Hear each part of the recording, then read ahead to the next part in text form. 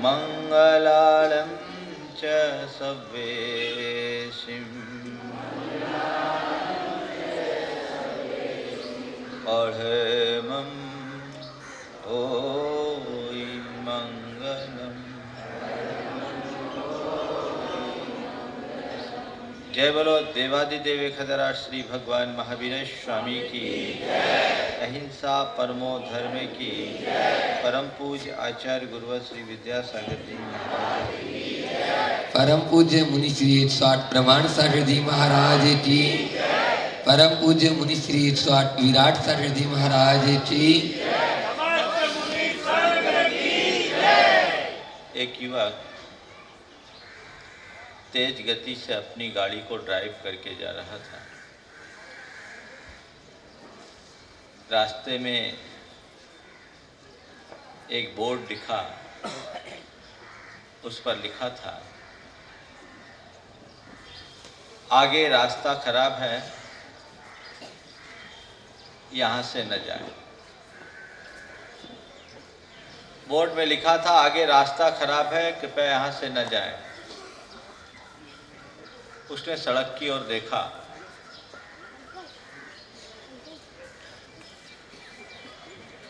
और सोचा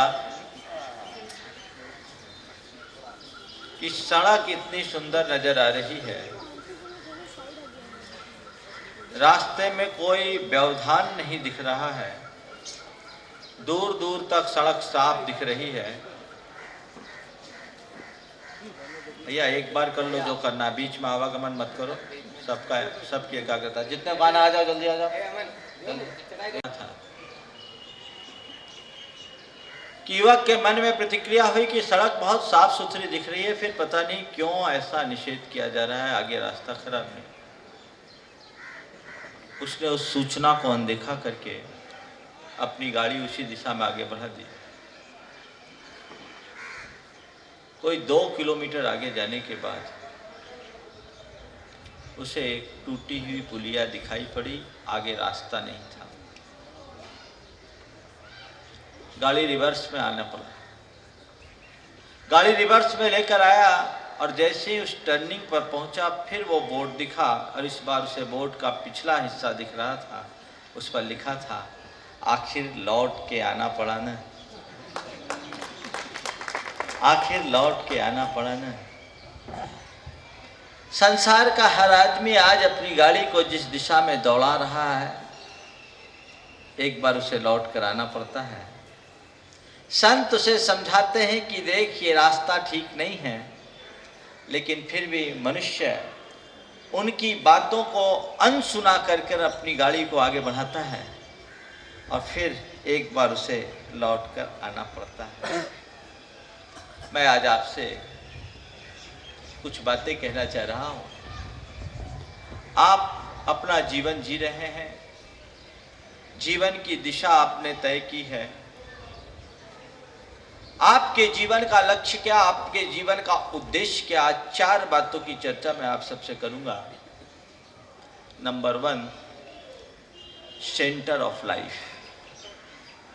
आपके जीवन का ध्येय क्या है, आपके जीवन का लक्ष्य क्या है, आपके जीवन का केंद्र बिंदु क्या है, आपके जीवन का गोल क्या है।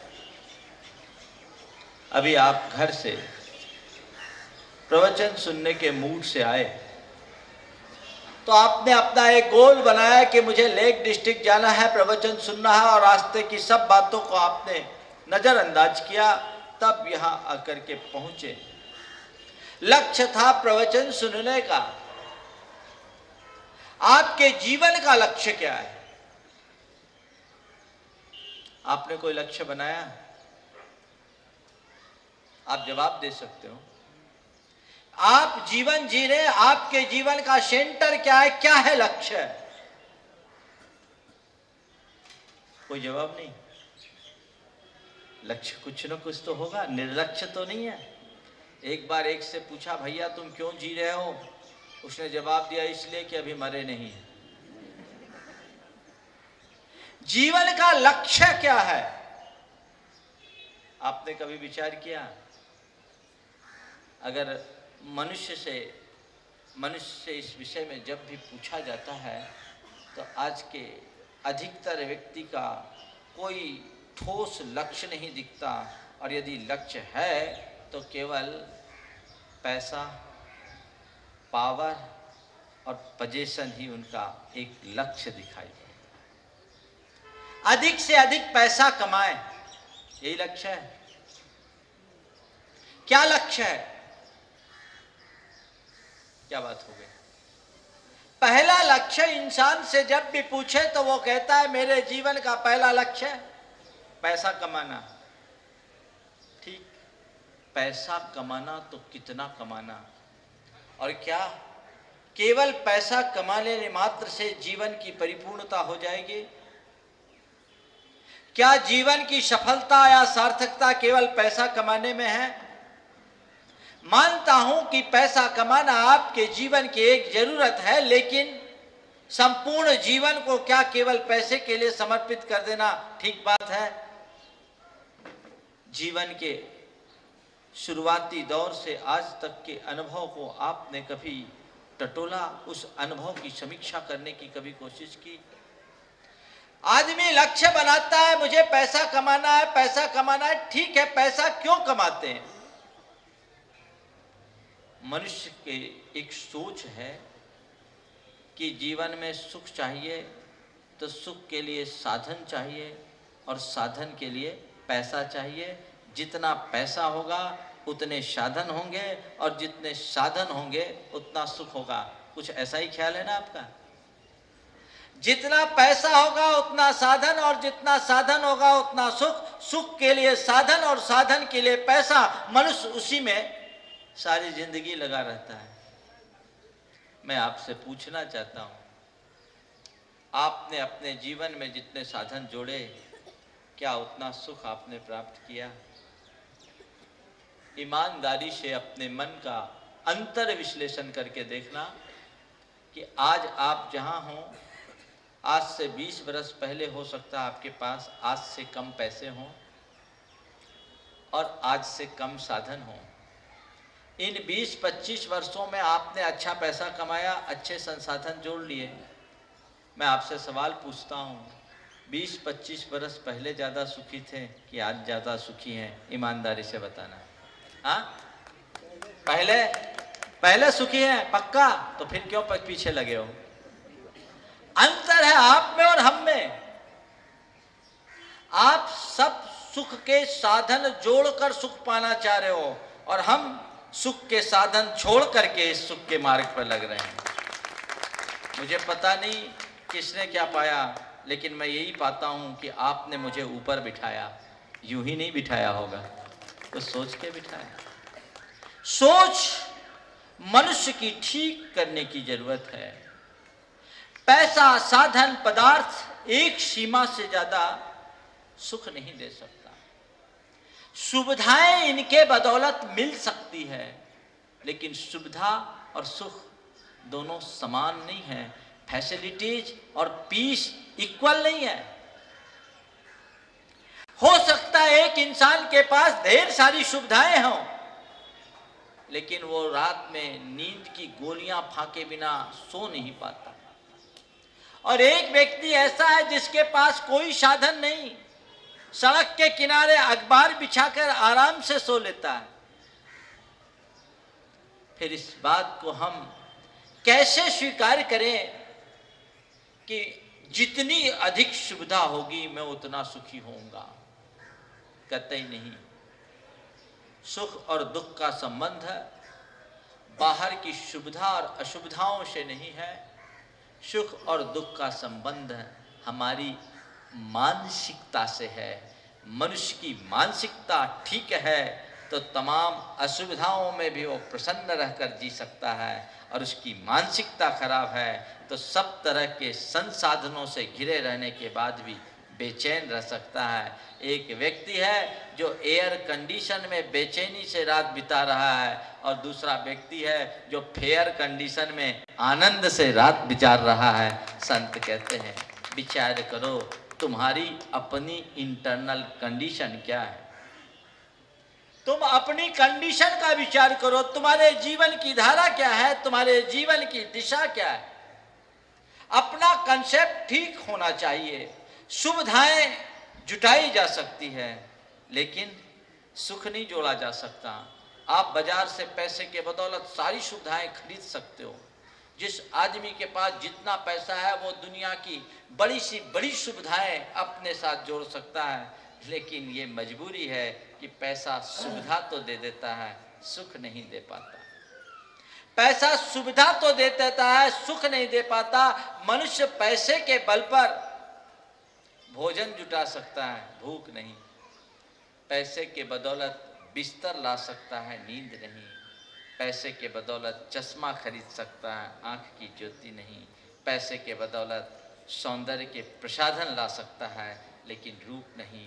और पैसे के बदौलत सुविधा पा सकता है, पर सुख नहीं। सुख नहीं पाया जा सकता, ये अनुभव है। फिर भी दृष्टि, आपने विचार किया, पैसे की आपकी भूख है, मैंने माना, स्वीकार किया, आपका जीवन उसके बिना नहीं चलेगा। पर एक आदमी को 8 रोटी की भूख हो और 4 रोटी मिल जाए तो भूख आधी होती कि नहीं होती? रोज का अनुभव है, रोज का अनुभव है। 8 रोटी की भूख, 4 रोटी मिली, भूख आधी हो गई। 10 लाख की भूख 5 लाख मिल जाए, भूख आधी होती? क्या होता है? क्या होता है? और बढ़ जाती है। फिर भी आपका सेंटर वही है, फिर भी वही सेंटर है। रोटी खाओगे भूख आधी होगी, पैसा कमाओगे भूख बढ़ेगी। गरीब थोड़े बहुत की बात सोचता है, अमीर कुछ ज़्यादा की बात सोचता है। एक साधारण आदमी होगा तो 150 रुपए की बात करेगा, और कोई बड़ा आदमी होगा तो लाख 10 लाख 2 लाख की बात करेगा, और कोई और ऊपर का आदमी होगा तो करोड़ों से नीचे की बात ही नहीं करेगा। सोचने की बात है कि हमारे जीवन का सेंटर क्या है, आप किसको सेंटर बनाना चाहते हैं, क्या है आपके जीवन का लक्ष्य? पैसा आपको कमाना है, कितना और कैसे, बस इतना आप तय कर लें। यदि आपने अपने जीवन का सेंटर ठीक बनाया हो तो पैसा तुम्हारे जीवन में रहेगा, लेकिन वो सेकेंडरी रहेगा। लाइफ उससे ऊपर होगा, पैसा उससे नीचे। लेकिन अधिकतर लोगों का जीवन पैसे के लिए है, पैसा जीवन के लिए नहीं है। संत कहते हैं अपने जीवन का ठीक लक्ष्य बनाओ, अपने जीवन के गोल को ठीक करो, और पैसे को 2म नंबर पर रखो, दूसरे नंबर पर रखो। वो सेकेंडरी है, वो जीवन के निर्वाह का साधन है, साध्य नहीं। 3 तरह की मनोवृत्ति है पैसे के लिए। एक व्यक्ति है जो चाहता है कि मोर मनी। एक व्यक्ति है जो चाहता है एनी हाउ मनी, एक व्यक्ति चाहता है इंस्टेंट मोर मनी। क्या चाहते हैं आप? More money, any how many या इंस्टेंट मोर मनी? क्या चाहते हैं? More money, any how many तो नहीं। आप अपना सेंटर बदलिए। अगर आप एनी हाउ मनी की बात सोच रहे हैं, इंस्टेंट मोर मनी की बात सोच रहे हैं, आपका सेंटर गलत है, सुधर जाइए, नहीं तो आपका घर परिवार सब बिगड़ जाएगा। मोर मनी के लिए भी तुम्हें कोई एतराज नहीं, लेकिन उसकी एक सीमा। क्या सीमा है? पैसे को उतनी ही तवज्जो दो जिससे तुम्हारी मन की मस्ती खंडित न हो, शरीर का स्वास्थ्य प्रभावित न हो और परिवार का प्रेम नष्ट न हो। यदि इतना कर लिए तो आपके लिए पैसा कभी परेशानी नहीं देगा। लेकिन व्यक्ति आज पैसे के पीछे अपनी मन की मस्ती को खत्म कर देता है, शरीर के स्वास्थ्य को बिगाड़ देता है और परिवार का प्रेम भी बिखर जाता है। ये व्यक्ति के लिए चाहिए। जीवन का लक्ष्य केवल पैसा कमाना नहीं होना चाहिए। जीवन का लक्ष्य शांति पाना होना चाहिए, प्रसन्नता पाना होना चाहिए। और शांति और प्रसन्नता केवल पैसे और पदार्थ के बदौलत नहीं मिलने वाली। शांति और प्रसन्नता मनुष्य अपने आध्यात्मिक सोच के बल पर प्रकट करता है, जो उसे एक दिशा देती है अनुकूल प्रतिकूल में स्थिरता रखने की, लाभ हानि में स्थिरता रखने की, अच्छे बुरे में स्थिरता रखने की और अपने जीवन को मजबूती से जीने की, हर परिस्थिति के अनुकूल अपने आप को ढाल पाने की। मनुष्य के अंदर जब तक ऐसी क्षमता विकसित नहीं होती तब तक वह अपने जीवन में कोई सार्थक उपलब्धि घटित नहीं कर सकता। इसलिए पहली बात है, आपको ये तय करना है कि आपके लाइफ का सेंटर क्या है, centre of life. Number 2, character of life. आपके जीवन का क्या चरित्र है?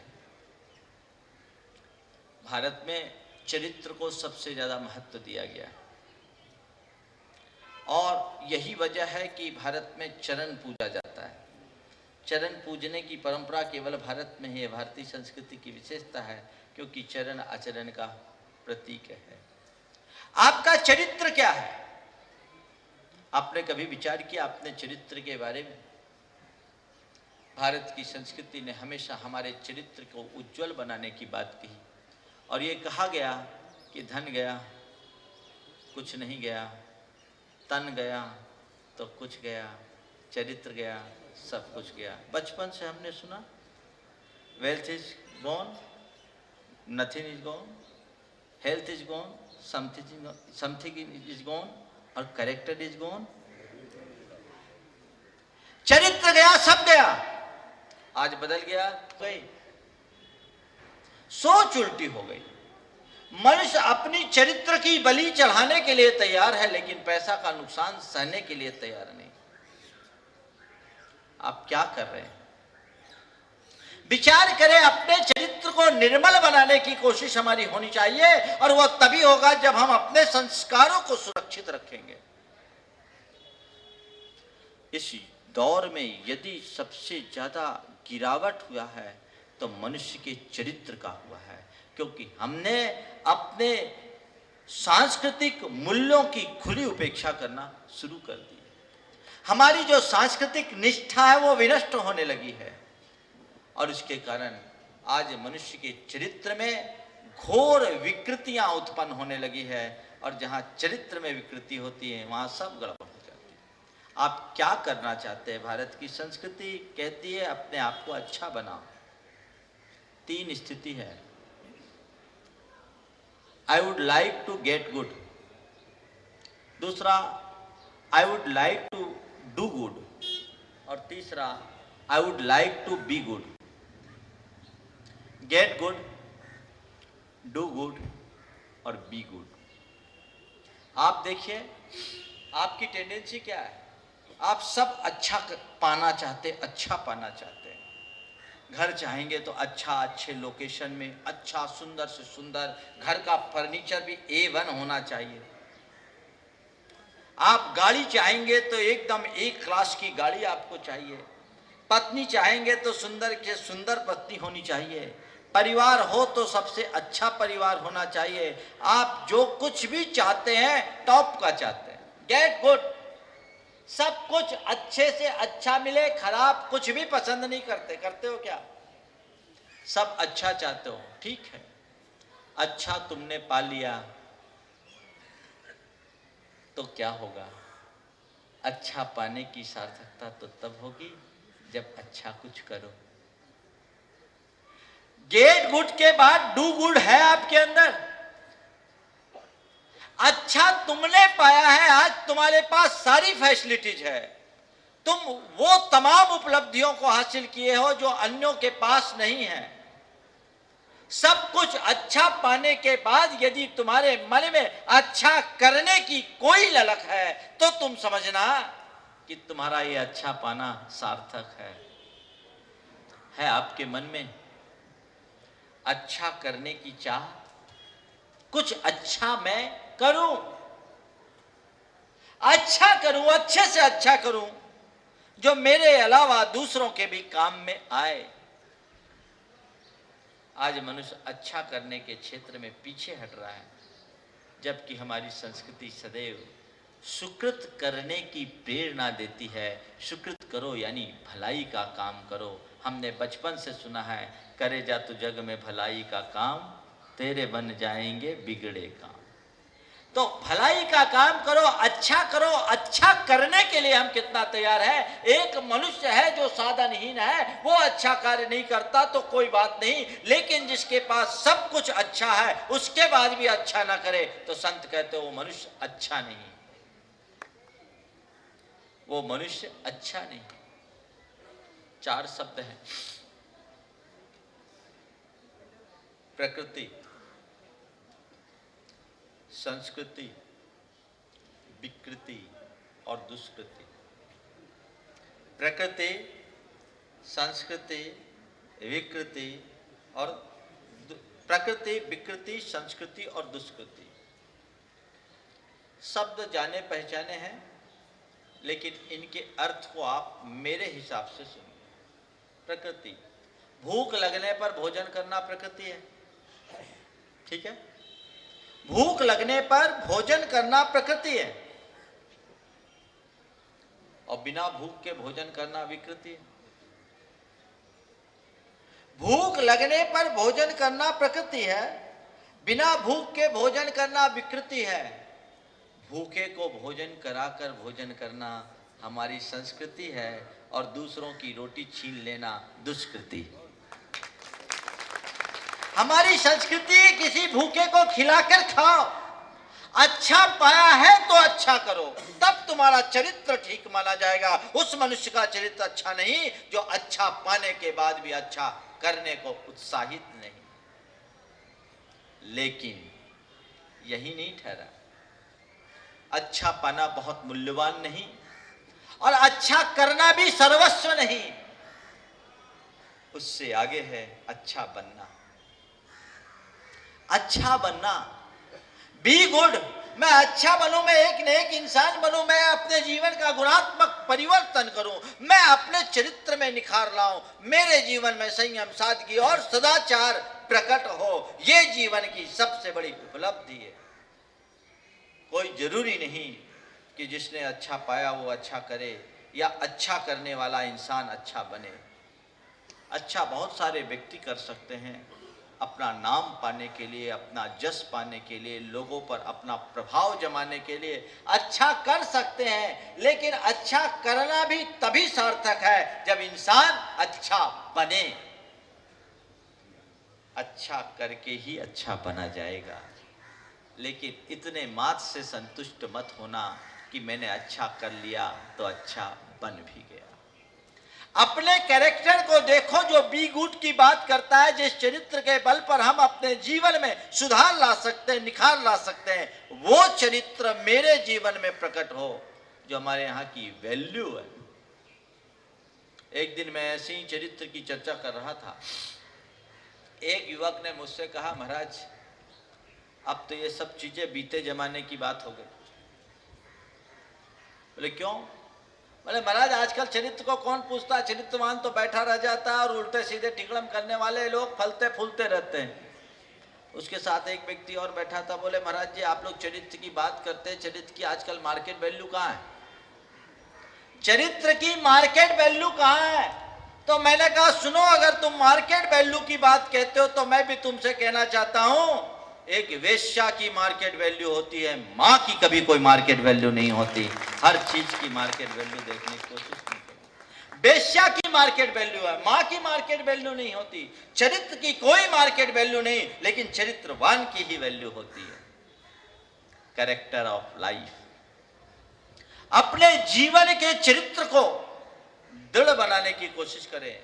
क्या हो मेरा चरित्र? बस 3 बातें ध्यान रखें आप अपने चरित्र में, तो आपका जीवन सुखी हो जाएगा।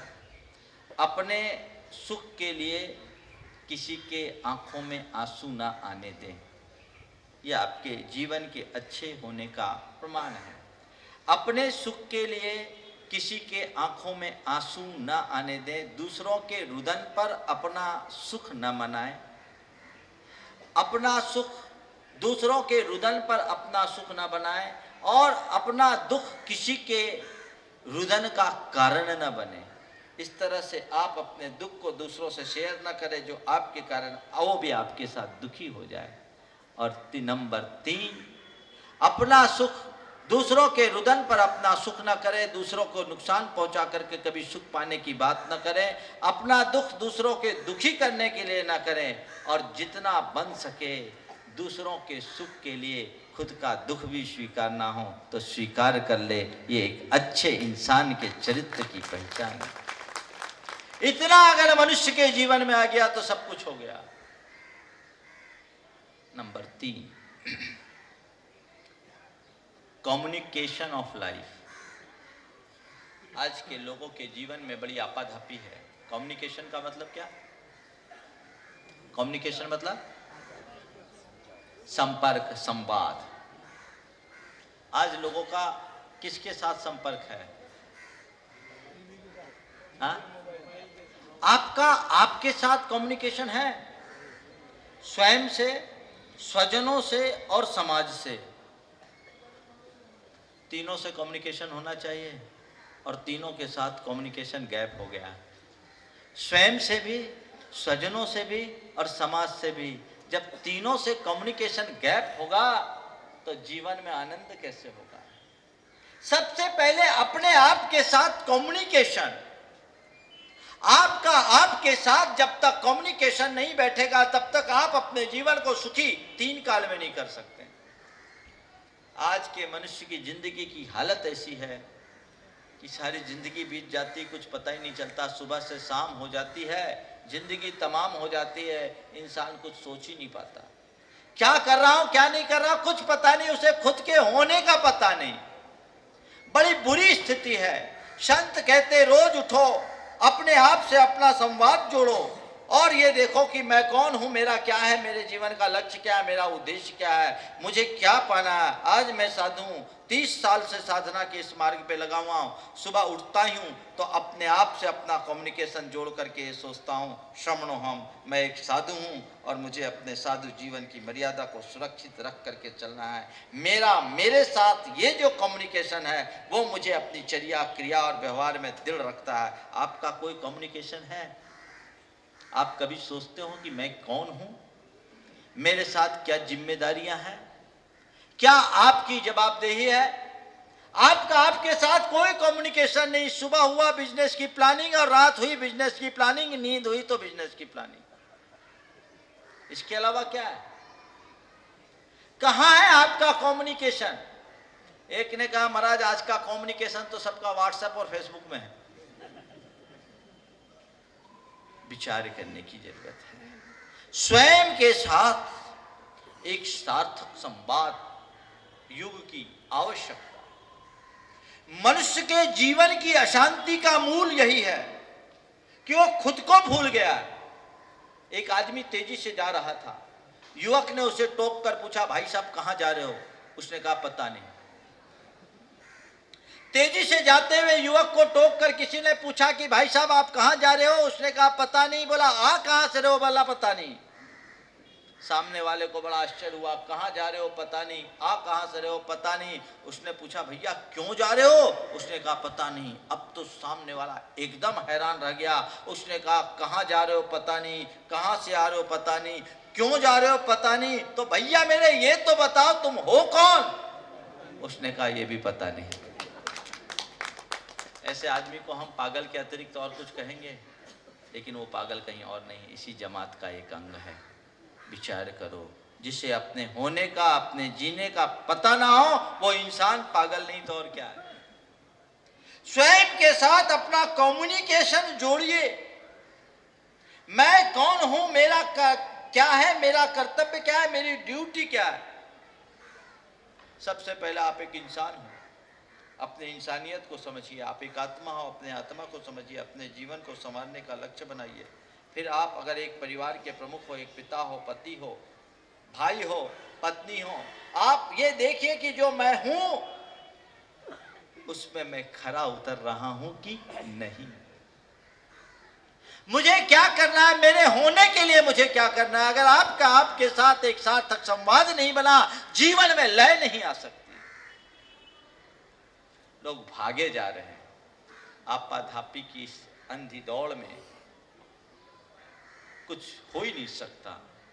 हरिवंश राय बच्चन की ये पंक्तियां बड़ी सार्थक है। जीवन की आपाधापी में कब वक्त मिला, कुछ क्षण कहीं पर बैठ कुछ सोच समझ सके कि अब तक मैंने जो किया उसमें क्या बुरा भला।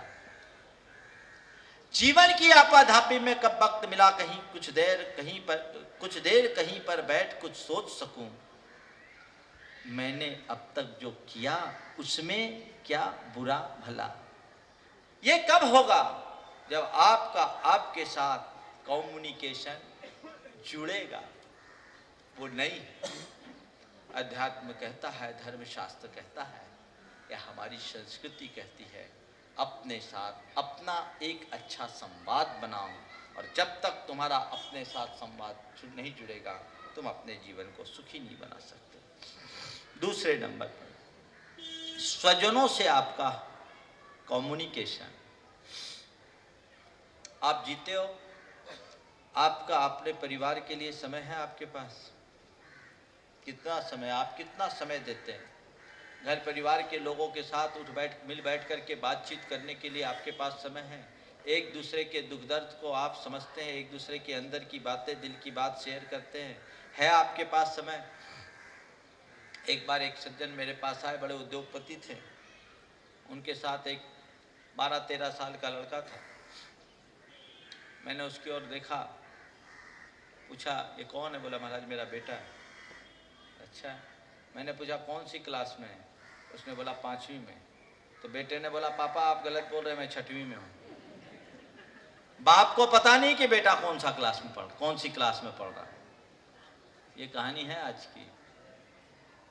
ये एक विडंबना है युग की, जो आपाधापी में मनुष्य को बुरी तरह उलझा दिया। और आज तो ऐसा देखने को मिलता है कि मनुष्य के पास सबके लिए समय है, घर वालों के लिए समय नहीं। घर वालों के लिए समय नहीं। आप टाइम पर घर पहुंचते हो? क्यों नहीं? कम्युनिकेशन परिवार के साथ, फैमिली के साथ, ध्यान रखिए। आपको अपनी प्रोफेशनल लाइफ तो आपकी है ही, पर उस प्रोफेशनल लाइफ के साथ साथ आपको अपनी फैमिली लाइफ, आपकी पर्सनल लाइफ और आपकी रिलीजियस लाइफ, चारों के साथ समन्वय बनाकर चलना चाहिए। Personal life, professional life, family life और रिलीजियस लाइफ, चारों के मध्य समन्वय होना चाहिए।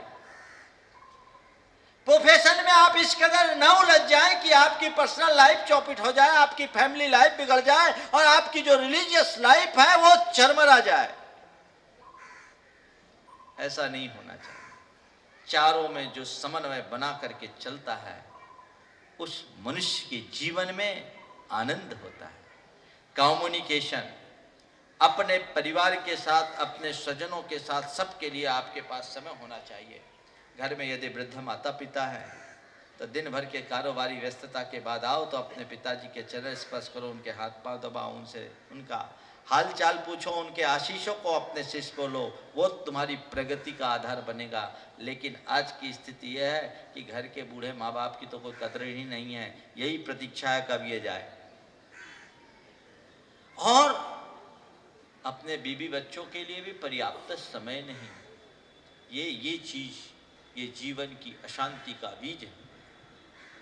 चेंज करिए। आप अपने स्वजनों के साथ अपना एक सीधा कम्युनिकेशन बनाकर रखिए कि सब कुछ होगा, 8 घंटे मैं व्यापार करूंगा और अपना 8 घंटे का जो मेरा घर का समय है 8 घंटा मैं घर में दूंगा, अच्छे से दूंगा, अपने खाने पीने में, अपने बच्चों के साथ, अपने परिवार के लिए, उनके भविष्य के लिए। तब आपके जीवन में एक संतुलन होगा जो शांति और संतुष्टि देगा, प्रसन्नता देगा। और यदि ये चीज़ें नहीं हैं तो आपके जीवन में कुछ भी नहीं, जो कि आज लगभग लोगों में नहीं सी दिखती। और ये कम्युनिकेशन को बिगाड़ा है किसने? अगर ले दे करके आदमी घर भी आ जाते, आप लोग जब घर लौट करके आते हो तो ईमानदारी से बोलना, घर लौटते हो तो अपने बीवी बच्चों से बात करते हो कि टीवी ऑन करके बैठ जाते हो?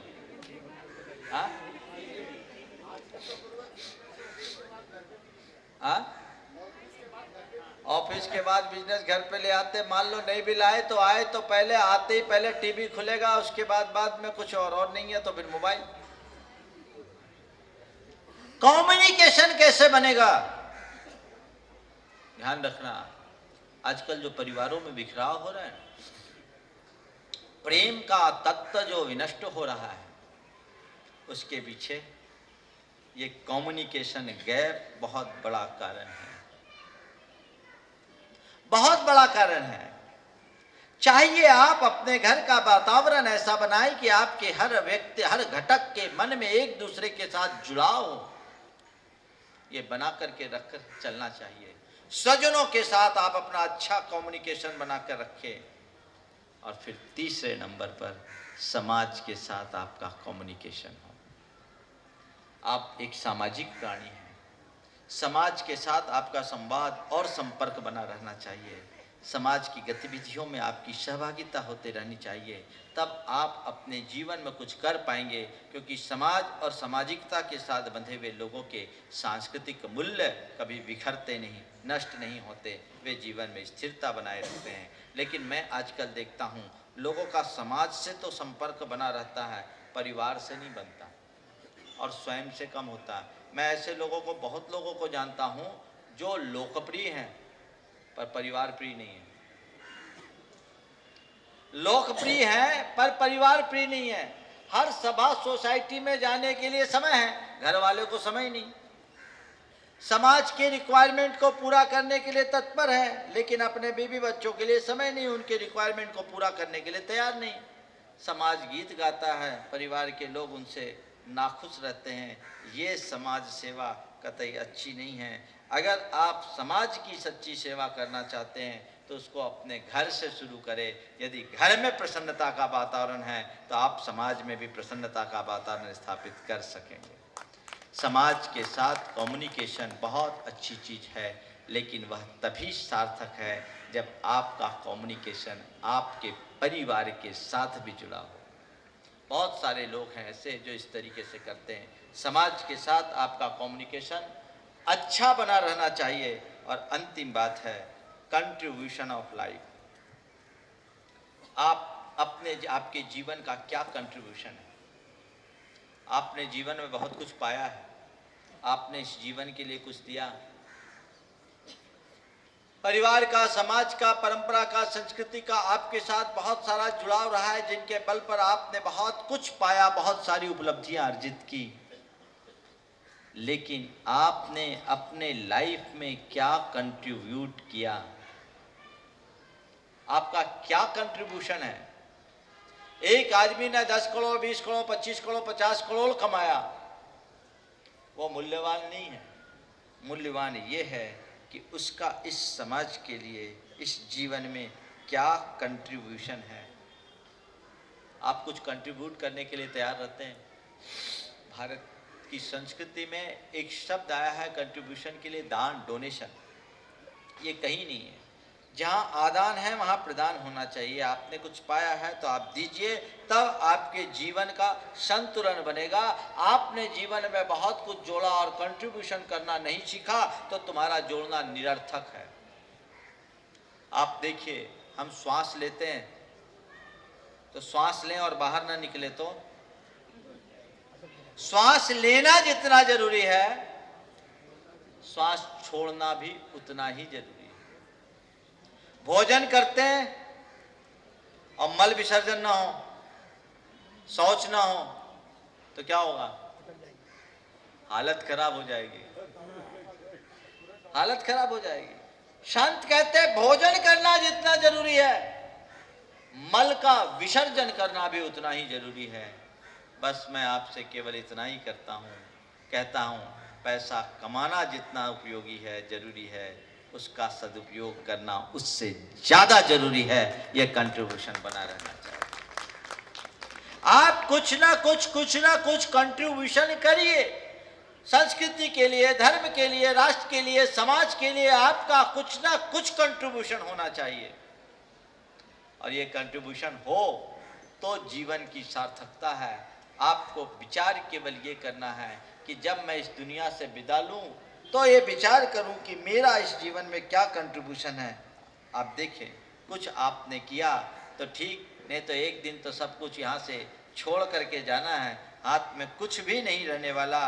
गुरुजी ने ब्लैक बोर्ड पे एक जीरो लिखा, सामने प्लस का निशान लगाया और फिर जीरो लिखा। बोला ये बताओ, zero plus zero equal to क्या है? बोला जीरो। जीरो प्लस जीरो बराबर जीरो। उसने एक बड़ा जीरो बनाया और उसके सामने उतना ही बड़ा जीरो बनाया और फिर बोला ये बताओ, इस जीरो को जीरो से जोड़ेंगे तो कितना होगा? बोला जीरो। फिर तीसरा बड़ा जीरो बनाया और उतने ही बराबर का एक दूसरा जीरो बनाया। बोला इस zero plus zero equal to क्या? बोले जीरो।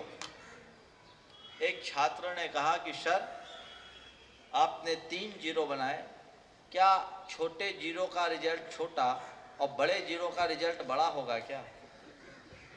छोटे जीरो का रिजल्ट छोटा और बड़े जीरो का रिजल्ट क्या बड़ा होगा? उसने कहा नहीं भाई, जीरो चाहे छोटा हो या बड़ा, सबका रिजल्ट जीरो ही है। बस मैं बात आपसे इतना ही कहना चाहता हूं। जीरो चाहे छोटा हो या बड़ा, सबका रिजल्ट जीरो है। आदमी चाहे राजा हो या रंक, अंत सबका जीरो है। करोड़पति हो या एक साधारण इंसान, अंत सबका जीरो है। अंत तो यही होना है। इतना हो सकता है कि मर जाने के बाद राजा की अर्थी को चंदन से जलाया जाए और किसी गरीब की अर्थी को गोबर के उपले से जलाया जाए, लेकिन ध्यान रखना, राख तो दोनों की एक है। चंदन की राख में सुगंध नहीं होती और उपले की राख में दुर्गंध नहीं होती, सब समान। एक दिन सब जीरो होना है, इसलिए हमें अपना कंट्रीब्यूशन सुनिश्चित करके चलना है। यदि ये आपने सुनिश्चित कर लिया तो आपने जीवन में बहुत कुछ प्राप्त कर लिया। तो बस 4 बातें मैंने आज आप सबसे की। Communication of life, centre of life, character of life, communication of life और कंट्रीब्यूशन ऑफ लाइफ। आप इन 4 बातों पर विचार करें, निश्चित वह आपके जीवन की सफलता का आधार बनेगी। इसलिए सार संक्षेप में मैं अपनी बात को ये कहकर विराम दे रहा हूँ कि आप लोगों ने मेरी बात को बहुत शांति और तत्परता पूर्वक सुना है। साधु संतों का सानिध्य जब कभी भी मिले, हमें उनका लाभ उठाने की कोशिश करनी चाहिए। कहा जाता है, जात न पूछो साधु की, पूछ लीजिए ज्ञान, और मोल करो तलवार का, पड़ा रहन दो म्यान। अच्छी बातें हमें कहीं से भी मिले, उसे ज़रूर सीखने की कोशिश करनी चाहिए। आप लोग इसी तरीके से अपना लाभ लेते रहें और अपने जीवन को आगे बढ़ा सके, जीवन के पथ को प्रशस्त कर सके। इसी स्वभाव के साथ सबके जीवन में सुख, शांति और प्रसन्नता की लहर उत्पन्न हो, इस सद्भाव के साथ साथ मैं अपनी वाणी को विराम दे रहा हूँ। बोलिए परम पूज्य आचार्य गुरुवर श्री विद्यासागर जी। बोले परम पूज्य मुनि श्री 108 प्रमाण सागर जी महाराज की, परम पूज्य मुनि श्री 108 विराट सागर जी महाराज की। अभी